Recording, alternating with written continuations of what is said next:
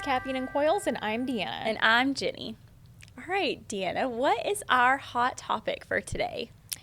Today, our hot topic is being your own bottleneck in your company. Interesting. Okay. So the signs that you're a bottleneck in your company are that jobs can't move forward without your approval or input, or even if it's just routine. Your team is sitting idle or making zero decisions while they wait for you. You're quoting, ordering, scheduling, troubleshooting, and doing installs all in the same day. Customers call or text you directly because they've learned that that's the only way to get an answer. You take a day off and you come back to a pile of problems that nobody touched while you were gone. And you've said out loud, it's just easier if I do it myself. Oh, I feel like I have fallen victim to some of these. Yeah.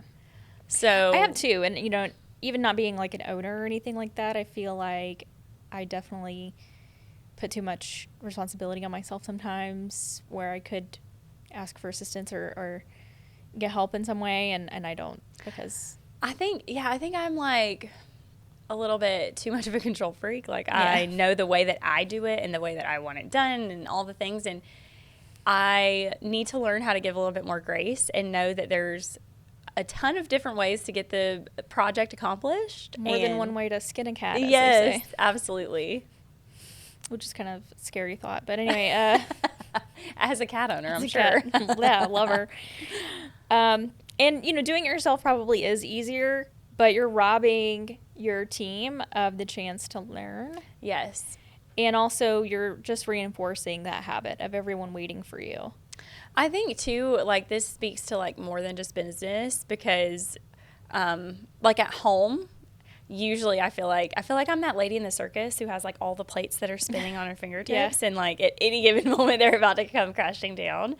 But when I travel and go do things for work and am not available, my husband just picks it up right where it's left and he does a great job. So I sometimes I think that I'm like, you know, everything holding it together, but in reality someone can definitely step into our shoes and do just as good of the job as we do most of the time. Yeah, that actually reminds me, every time I have my husband do something that I normally do, he has a new and improved way of doing it, and he has to let me know about it. And I'm like, okay, thank you for that. I will not be taking that advice. I'm going to keep doing it the way I was doing it, but thanks. Or my response is usually like, oh my gosh, you did such a good job. This is your new job. It's a new task for you to take on. And like, I'm just always trying to give something away. That is the danger of taking responsibilities on. But, you know, it's important to empower your team to be able to make decisions on their own.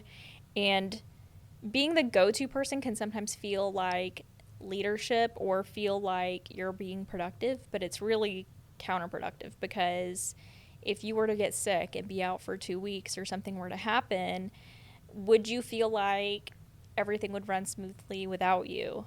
And if you don't think that would happen, like that's putting your business in a vulnerable position. You know, any good business should be able to run without the owner present for a couple of weeks, you know.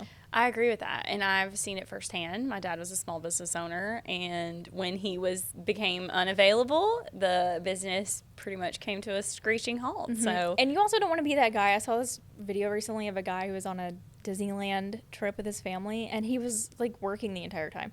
He was on the phone, like riding the rides on the phone. He was sitting at the picnic table wearing his Mickey Mouse ears, like on the computer. You don't want to be that person. You know, you want to be able to enjoy yourself. I agree with that. I think too, it's like such a slippery slope, especially because we work part-time from home, and it can be such a slippery slope when your computer is like always available and you can always be plugged in. We all need to take a page from that book. Yeah. Because all of that stuff, you know, can wait, like memories with your family. You only get one shot at that. So. Yeah, exactly. So being the bottleneck is actually micromanagement, and it usually comes from a good place. You know, you want everything to succeed, and you do it because you care, and maybe you've let go of the reins a little bit, and you've seen what happens when something goes wrong, and you have an unhappy customer or a callback or something like that. And you think that the only way to prevent that is to stay close to everything. But in reality, it's actually costing you, micromanagement is costing you your team's confidence because you're training them to depend on you instead of thinking through it and problem solving on their own. They stop trying to figure things out on their own because they've learned that you'll just come in and do it anyway. And you also create a team that can function without you. So, with that being said, there might be some mistakes that are made along the way, but that's just learning opportunities. It's people, that's the only way people are going to learn sometimes is through making a mistake, and you have to let go a little bit and let that happen. And those traits it's hard to quantify, like your team not being confident in you. It's hard to put like a dollar value on that, but it's a big one. Yeah, for sure. It also costs you your best people because people who are experienced or go-getters, they want to be autonomous, strong employees, they want to feel trusted. If every decision has to go through you, it feels like everything's second guessed, and those people are going to wind up finding somewhere else to work because they don't want to feel like they can't make a decision on their own or their experience or expertise isn't trusted. Yeah, I agree with that. And then you'll be left with people who don't mind being told what to do all day, and those people aren't going to help you grow your business. And then you have to basically hold their hand. Right. And that is it can be very time consuming to be constantly checking behind someone, and that's really hard. You don't want a group of those people. Right. And I joked earlier about my husband coming up with other ways to do something and brushing it off. But you know what? Sometimes that is actually good, and you wind up coming away with, oh, okay, well, maybe that is a better way to do this, where someone might just have a different idea, and it might help other people, or it might help them do the job better, whatever it is. I agree with that. I think that we all, when we put our heads together, I know as a team we do that a lot, and we talk about how to handle certain things. Mm-hmm. And I think a lot of times there's a lot of ideas that come up in those sessions that I didn't have on my radar. Right. And usually they're better than the idea that I had. I hate group work, but I do like collaboration. Yeah. I do like getting together and giving my 2 cents on something and getting feedback on things that, oh, okay, I didn't think about that, or there are just some things that you're kind of blind to sometimes when you're doing it on your own. We have several different tools that are available to us, and we have different people who are experts on each one of those tools. So that, in my opinion, is just, or like, let's say there's a new technician that you've just hired, and they worked for a different company or a different size organization or whatever, and maybe they saw the way that things were done at that organization previously, and maybe they can bring some of that knowledge to your business. And, right, yeah. Yeah. And it also micromanaging costs you time that you can't get back. So every minute that you're spending hovering over a task that someone else could do, you're not spending it on growth or relationship strategy or just catching your breath and taking a break from all the work that goes into running a business. And lastly, micromanagement feels like control, but it's actually just an expensive way to stay busy. That one, I want to talk about that one because I feel like, and we talk about this, we've said this multiple times on this podcast, that working in your business is different than working on your business. So when you're working in your business, you're micromanaging your folks, you are busy, but you're busy on tasks that you could be offloading to others so that you could have a bigger picture and a bigger strategy of where you want to take your business and how to get there. Right. So I think that's important to note, that allowing others to step up really gives you the time and the energy to focus where you need to focus on your business. Right, and that kind of goes into the next sort of topic area, which is a lot of people think nobody does it right but me. And you have to ask yourself, did you ever actually teach anyone how to do this task? Because if you didn't, if you're just kind of like throwing them in the deep end and expecting them to swim and then they fail, you need to give like a little bit of guidance sometimes. And over the years, you have to think you've developed your skill set over trial and error, whether you really look at it that way or not. But, that's the way that you're going to be able to teach people the best, is letting them find their own way, letting them make their own mistakes, just like you did before you were a business owner. Absolutely. There's also the right way versus your way, which we kind of touched on earlier. And, sometimes people think that their standard is the one that's correct, or the way that they do it is the one that's correct. But it might just be your personal preference, because if the end result is the same, then it doesn't really matter how you got there. Yeah. Right? So I agree with that. I think that's another thing that people need to keep in mind. I mean, obviously there are things that you want to make sure stay in compliance, like safety codes, that type of thing, customer satisfaction, the quality of the work. You don't want that to suffer. But there's going to definitely be some things that aren't necessarily your way, but it is a different way to get things done. And some people, how some people learn differently. Some people are more of like a visual. Some people would rather have written. Some are verbal. There are different learning styles. And so I think that you have to take that into consideration too, because there's also just, people doing things a different way, just the way that they feel comfortable doing it. I think that that's okay to let them grow with that instead of micromanaging how they're doing it. I agree. So how to start removing yourself. So you want to document your task before you delegate. Sit down and think about everything that you do and how, the processes that go into it, and make sure that it's all well documented. And you also, like I just said about the end result, you might want to document what the end result should be on some of your processes. That way, that's one thing that helps me personally, is I always want to know what someone's the goal. What's the goal here? What are you trying to accomplish? Because sometimes, at least like in what I do as a designer, what people are asking for isn't really what they need. It just depends on like what the outcome, like what do you want the outcome to be? Yeah. So I can usually come up, with my expertise of, okay, if this is your outcome, then I think what we really need to do is to do this other thing. Yeah. I think that's important too. Just from like a standpoint, I think it's always important to have standard operating procedures just written down. So you have like a whole playbook when you hire someone new, if you're going to be out, if you're going to be away out of the country or whatever, the medical emergency, whatever the case may be. It's always a good idea to have that stuff written down, either written down, or maybe you take screenshots of what you do. Like any kind of documentation that people can reference in your absence is always a good idea. Right. I agree. And I also kind of think like don't go too specific with it. Yeah, kind of keep it more broad. Yeah, keep it a little more broad. I have definitely made some guides before that I felt like, were too specific, or like, okay, we don't need to show every single step. Just say, click on this and they'll find it on the screen. We don't have to show them exactly where it is.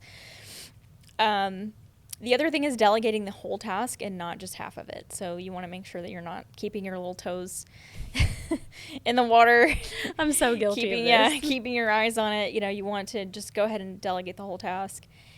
And you want to start small and stack up your wins. So, letting go of the reins a little bit at a time is the easiest way to go about it, instead of, no one's going to be able to just like let go completely, especially if you're a little bit of a control freak.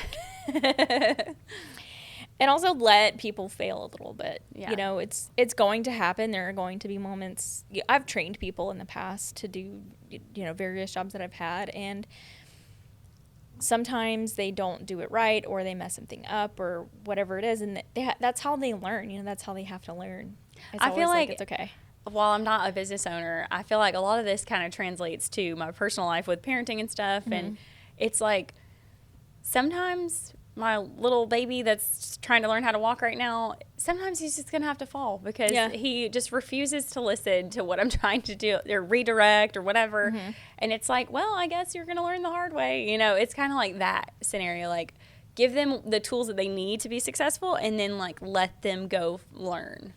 Yeah, and I don't know if this is like my ADHD, but I am a trial and error person. We have this new work management software that we're using here at work, and I like to just try stuff. I have this private board where I just put do in random things, stuff. and just to see what happens. And to me, it's more fun, but it's also it seems more efficient than going through like every single training document and video, because I just can't pay attention. Yeah, no, I 100% get that. I cannot I'm a pay hands-on attention to it. person. I'm a hands-on learner too. If I see a feature of something and I wonder what it does, I might Google it, or I might just try, see what happens when I do use it. Or if I'm trying to get a specific outcome, I might, try to figure out how to accomplish that. But I really love trial and error. And so I just, I like that I have the opportunity to fail on some of it. Yeah. And it's like a safe place to fail too. I do feel like that's what makes you the expert, because I know you have learned so much about that software, so much more about that software than I have. And I feel like I'm always like, maybe I should ask Deanna on this, because she'll know the answer. I also just like figuring things out, but that's another thing. But, our manager gives me the opportunity to do that. Yeah. He gives me the opportunity, instead of him trying to micromanage the way that we use it. He's like, okay, that's great that you love to figure things out. Go figure it out, So I love that. And also, kind of how we touched on earlier, check their outcomes, not just their methods. Yeah. So as long as everything is done safe and the outcome mostly is efficiently. The outcome is what it should be, and it didn't take too long, you don't want to let somebody do something just the longest way possible, okay, well, let's make some efficiency happen here. But check it out. Just make sure that it was done, and don't try to judge the process too much. I think that's good advice. Be open. Be Right. open-minded about the process.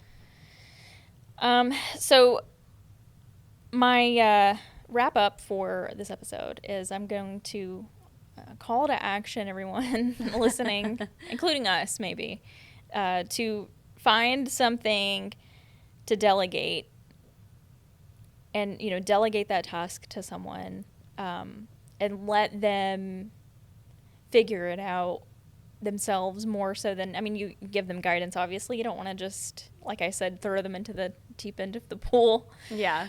But, give them some floaties and a pool noodle maybe. And then, let them delegate the task and just see what happens, and just let yourself see that letting go of the reins is going to be beneficial for you. I agree. I think that's a great place to start. One small task at a time until your business is operating almost without you. Right. All right. So our intro today is overrated or underrated. Okay. All right. I have a few of these. All right. Hustle culture, overrated or underrated? Overrated. I'm more of a balance. Balance. I think the older I get, the more I'm like Yeah. balance. Like, I feel like in my 20s, I was grinding, like trying to make things happen, you know. But now I feel like, I kind of have to have some of that balance, especially with 2 kids. Yeah, for sure. All right. Networking events. I feel like we're going to be, might differ on this one. I do see the value in networking events. So I guess I would go underrated, because I know people like me that are introverted, we don't want to do it to get ourselves out there. But, like we just had our dealer meeting, and even though, I'm not the best at like talking shop, I'm not the best at doing that, but I still formed relationships with people within the company. And they got to know me better, and I still think that helps. Like, that still fosters a good connection and better networking, where, I'm not, I know this person, she's fun to talk to, or whatever, I can ask her about that because she might know or something, and vice versa. I'm not as like scared to talk to these other people because I've never met them or whatever. I've met them and I've talked to them, and they've gotten to know me a little bit. I feel like the more you do it, the better you get at it too, and the more comfortable you get with it. So I'm going to go underrated too, but I'm also like a big extrovert. So all these events that take place, I feel like they recharge my batteries. It's just so good. I like come away from the conference just feeling like riding this wave of, like, oh, I connected to this person, and we're going to talk about this, and, like all these things. So Also, I definitely always feel good. We heard so many good things about the podcast. I know. While we were I'm there. so proud of us. And that was really nice too, because, you know, it's hard to know how much value there is in some of the things that you do. And then when you hear from other people, like Yeah. that they are enjoying it or that they listen, or, oh, some guy, his daughter-in-law or his son that works in the business, his girlfriend or somebody was listening to it in the office, and he asked her what she was listening to, and she was like, "It's Caffeine and Coils. Don't you know? You should know that." You know, like, that's so fun to hear. yeah, that is fun. That's so awesome. I love when customers are like, "Hey, I listened to your podcast," or, you know, and sometimes people like recognize us without really knowing who they are. So it's kind of, that can be challenging to navigate at times, but it's absolutely worth it. So y'all don't forget to rate, review, and subscribe so we can keep making these episodes for y'all. And if you see us in public, don't be scared. Yeah, come up and talk to us. All right. The next one, overrated versus underrated podcast. I think underrated. I think that there's some hate around podcasts because it's like everybody has a podcast. Yeah. Anybody can buy a microphone and you know, whatever. But it's such a good resource. You know, there's so many podcasts out there for every topic. Yeah.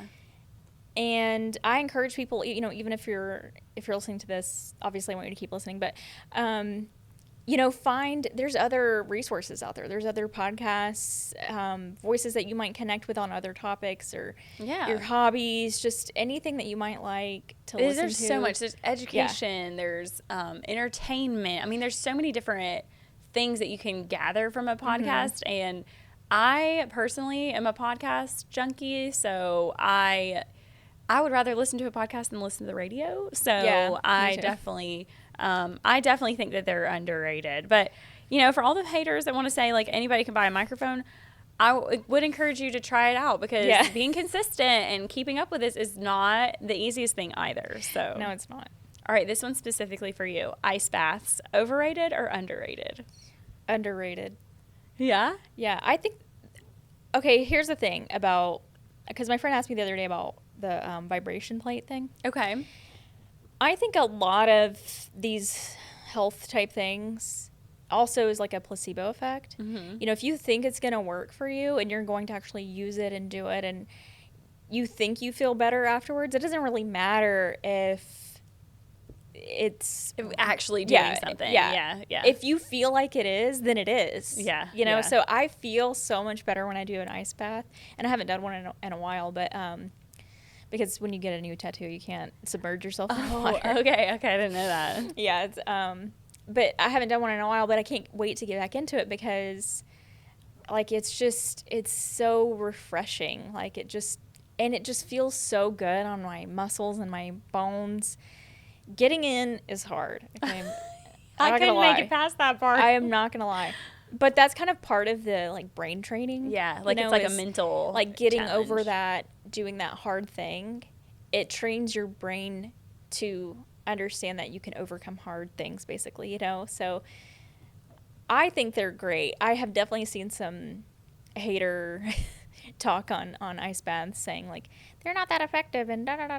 But don't listen to the haters, okay? If you want to do it, try it out. If you like it, then just do it. I like that standpoint, because there's so many things, like you said, the vibration plates and the ice baths and the red light therapy and the dry brushing and all this stuff, and it's like, do what works for you. Don't worry about how much it's actually helping or whatever. Okay, the next one, morning routines. Oh, definitely underrated. Sorry. Yeah, for me too. My child has changed his morning routine, and it's kind of like thrown me off, because I'm like, wait, I'm not ready.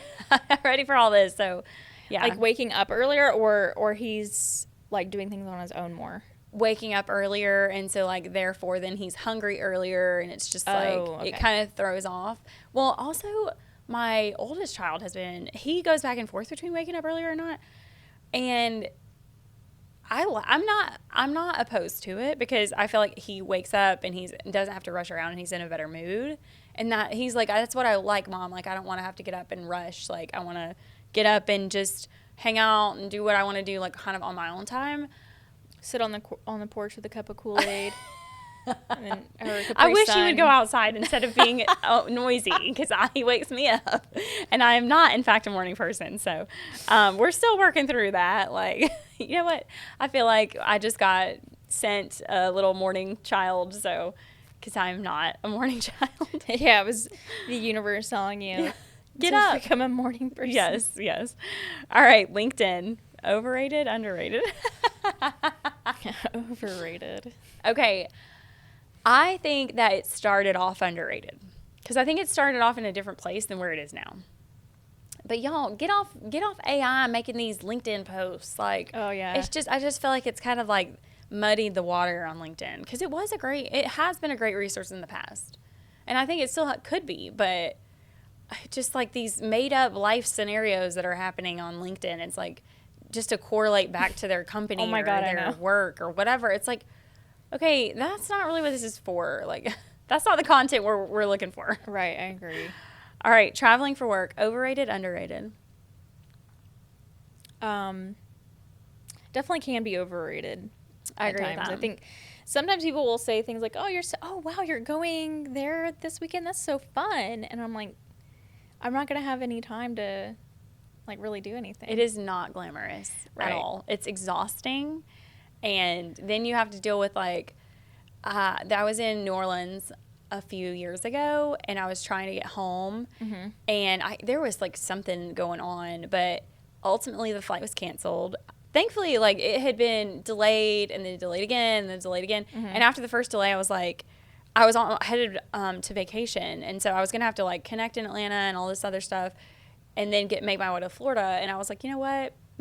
How long of a drive is this? Because I'm about to go rent a car and just get there at the same time that I was originally supposed to get there, because this flight is about to be delayed. And I had like made that split second decision to go ahead and rent a car and get on the road, and then ultimately the flight was canceled. So it was like, okay, well, I'm glad I made this decision when I Yeah. did. So The smart thing is definitely, I've known people who will take a couple days either before the work event or after the work event and stay to experience the area or whatever. I think that's a good way to do it. If Yeah. you have the time or, whatever. But I'm not really a big traveler to Yeah. begin with. I don't really love it. But it can be nice to experience places or things that you wouldn't like normally maybe thought that you would enjoy or, ever have gone to. Like when we went to California a couple of years ago, I would have never like chosen to go to that part of California, but like seeing it was pretty cool. Yeah, I agree with that. And there's been like experiences that we've gotten to have traveling that I would have never, like, one year we went to an event where they had like hot air balloons, and you got to get in the hot air balloon. Like, it stayed that's fun. tethered, but it went up and you got to see and all the things. And Was it scary? no, I'm not afraid of heights though. Okay. So I know like some people probably wouldn't be their thing, but I liked it. And then, we've done some things like, because we have stores on the coast, we've like done sunset cruises. And I remember that specific experience. I was like, oh my gosh, like there was dolphins like jumping right wow. behind the boat. And I was just like, this is insane. Like, I just felt so thankful for that. Yeah, that Because is it was cool. just beautiful, and it was a good, like, you put me on the water in a boat and I'm happy. Yeah. So, like, I don't care if it's like a wearing a kayak suit, and we're yeah. literally like just rowing through, like, I'm still happy. So, all right, next one, fancy coffee. Oh, overrated. Okay. I know know my we talked about Folgers, this. Folgers girly. Folgers is like the stuff they sweep off the factory floor and can up. I'm okay with that because I eat hot dogs, and that's like, Oh my gosh, yes, Folgers is the hot dog. it's the hot dog of coffee. That's so funny. I'm happy to you drink eat hot it. dogs? Not all the time, but I will eat one. Okay. All right. I can get down with that. I could actually go I'm for like one a today. 4th of July kind of hot dog Yeah. girl, but not really much else. Yeah, for sure. All right, self-help books. Overrated, underrated? I think underrated, because if you can find the right like topic or the right author or whatever, there's definitely some garbage out there. Just like podcasts, there's Yeah. definitely some garbage out there. But if you can find something that really resonates with you and somebody that's going to give you like a And not every self-help book has to be like a, you know, process that you follow type thing. You know, some of them, there was this one I read called, like, I think it was 4,000 Weeks. And it just talks about how, like, you only have, like, 4,000 weeks to live. So make the most of it kind of thing. That's insane. You know, when you put it in that perspective, just kind of putting more so it was about putting your life in perspective. And so that kind of stuff can be really helpful because it's not just like, you know, homework questions at the end of each chapter. Yeah. You know, like if you like that, that's good, you know, but there's also books out there that can help you without giving you homework. I agree with that. And it's a great resource, like, especially if it's, books are such good resources, just Right, yeah. period. So most of them, but yeah, I agree. There's probably some out there that aren't great advice, but all right. Lastly, reality TV, overrated, underrated. Okay, I'm not a big TV watcher, but I think out of any TV that I watch, besides, like, if I'm going to say what I watch more than documentaries is reality TV. So I think underrated. Okay, I would agree with that because I really don't care if they're making up the plot. Like, even though it's supposed to be a reality or whatever, I just need some, like, brain rot. Yeah. You know what I mean? I need trash TV. You just put it on in the background. Yeah. I was watching Secret Lives of Mormon Wives on my iPad while I was cleaning over the weekend. You know, it's like, it's just because you don't really have to look at them. You just glance listen to them over, talk. you see what's happening, you keep, you know, doing whatever you're doing. I haven't made it through the new season yet, but I'm working on it. We need to talk about that. But yeah, I think people like talk bad about it, but I think it can be good.